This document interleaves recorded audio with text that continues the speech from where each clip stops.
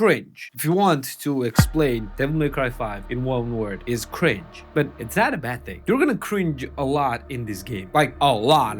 Especially if you're gonna play this for the first time. I mean, the first Devil May Cry game, or maybe even first Capcom game. But as soon as you understand where it's coming from, man, this game is transforming into something absolutely beautiful. And gameplay-wise, this game is really unmatched. Insane speeds, insane combos, amazing enemies, absolutely beautiful combat, varied combat, absolutely stunning soundtrack, and beloved characters. So why cringe though? Yeah, this requires explanation. And if you want in one word whether this game is worth it or not, the answer is yes. This game is not for everybody. Well, no game is. But if you understand what type of game this is, and that's what I will try to do with this video, you will have a lot of fun with it. And I mean a lot of fun. But without details, none of those things that I said make sense. So let's get into those. And let me introduce you Devil May Cry 5.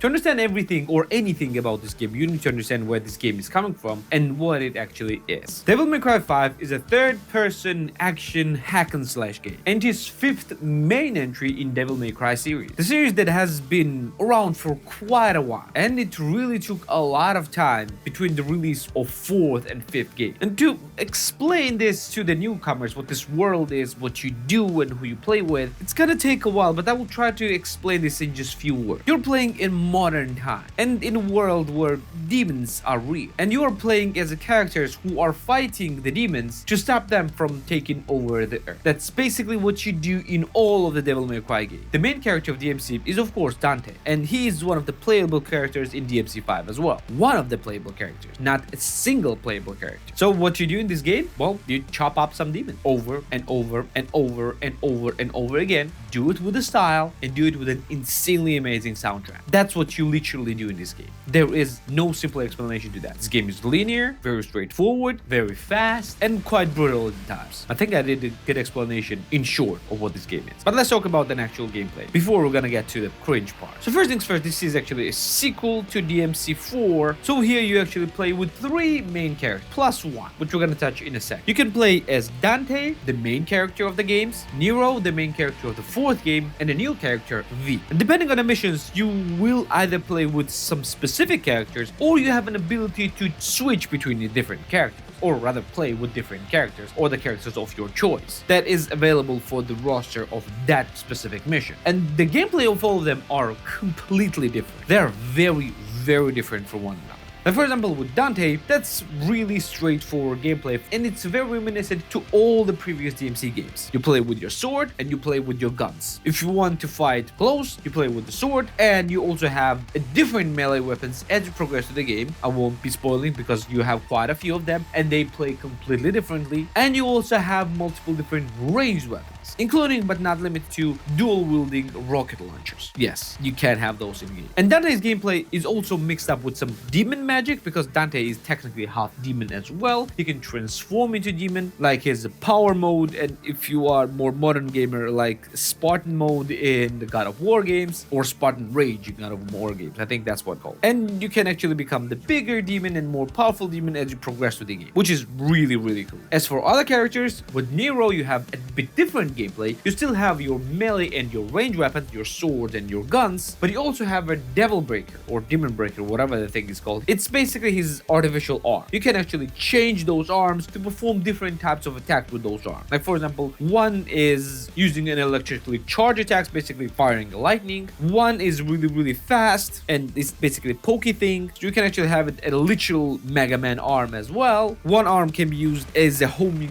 rocket launcher, which is basically homing to an enemies and hitting them multiple times from multiple different angles, which is really cool. And all of those things can be played and equipped in a single match, or rather in a single level. They're not permanent though, because they can actually be destroyed, so you need to actually choose your loadout pretty carefully. Not that you really need that, but you need that in the higher difficulty level. The newcomer V is played also completely differently from these two, because in here he is kind of like a warlock. and you are not really playing this game yourself. Or you are playing this game yourself, but your main attacks are being performed by your summons. Yes, you're summoning a demonic creatures who are fighting beside you, or rather who are fighting for you. You can give them specific command to attack specific enemies and perform specific combos, and you can perform those combos as well, but you are actually much weaker than your summon. So this is more of a laid-back play style, but not really. You actually need to control your attacks. There's also a fourth character, which is Virgil. Virgil is basically really fast and really agile Dante. Not gonna lie, I didn't play a lot with him, but before he was only available in the deluxe edition of the game, but right now he is also available in a base game. So just make sure that when you're buying DMC5, you have DMC5 plus Virgil in a title. And yeah, he's actually quite worth it. He's really fun to play with. And the gameplay itself is quite fun and quite linear, to be fair. You have your linear corridor levels that you progress through, and those multiple enemies will appear, and you need to defeat them in order to progress. You might have some minor puzzles here and there, just like with most hack and slash games, and you defeat those enemies with multiple different combos, multiple different attacks, and these attacks are really fast and really beautiful to look at, and they're not actually that difficult to perform. And the level is ended either with a mini boss or with an actual boss, and boss fights are actually really amazing because they're quite different, and you have quite a lot of them as well, and they're very spectacular. But let's talk about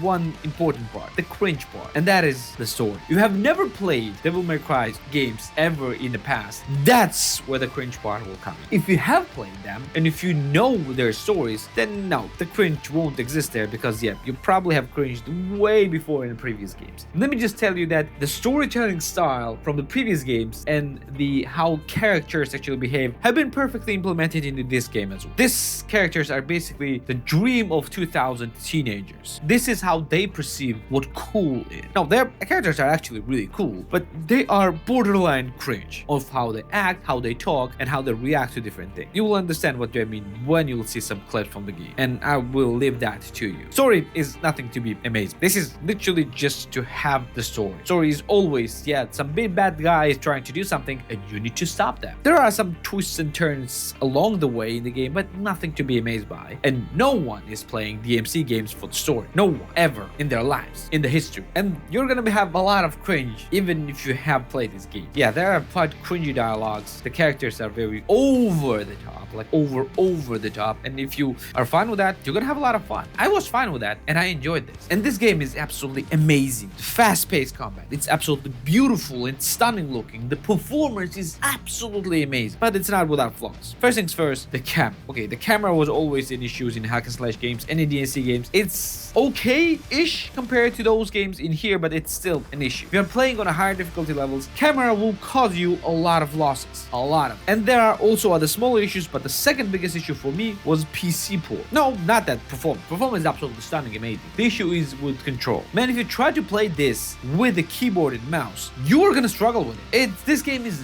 not made for keyboard and mouse. The controls are absolutely not intuitive, and they are difficult to master because it actually requires you some kind of analog movements to perform some of the combos. And because the only analog thing that you actually have with your keyboard and mouse is mouse, so you actually need to perform some combos with your mouse, which you will agree is not always easy. So if you have a controller, play it with a controller. It's much better experience. But anything and everything can be forgiven if the price of the game is right. So how much game will actually cost you? Game is available on Steam for the base price of $29.99. And yeah, who are we kidding? No one is paying full price for this game because it came out in 2019. So what about sales? Well, the deepest sales on this game, which was while I was recording this video and how I actually bought this game, was 75% off for $7.49, or your equivalent 75% off for your region. And this is for the base game plus version. So it's absolutely amazing deal. But how long is this game? This is also an important part. Because yeah, if it's 2 hours long, yeah, it won't be that much worth it. But no, it's not an issue here. It will take you at least 12 hours to complete this game if you just go till the end. Just go through the main enemies without doing any side quests and go just for the boss at the end of the game. It will take around 12 hours to complete. And that's for the base game without the DLC. And if you will do a little bit of side quests as well, it's easily 20 hours. But for completionists, yeah, it's gonna take a lot more time. I'm talking about 50, 60, 70 hours. Is it worth it? Yes, it is. The cringe is there, but it's expected cringe. You need to expect cringe from this game, and you need to take it in. And if you will, you're gonna have a lot of great time, and you're gonna enjoy it. And if you like story games, I'm pretty sure you will enjoy Detroit Become Human that you can watch my video about right. But if you prefer a bit of hack and slash, but with a little bit of magic, you can watch my review of Hogwarts Legacy right here as well. Don't forget to subscribe right here as well. This has been for today, and I'm gonna see you in the next one. Take care.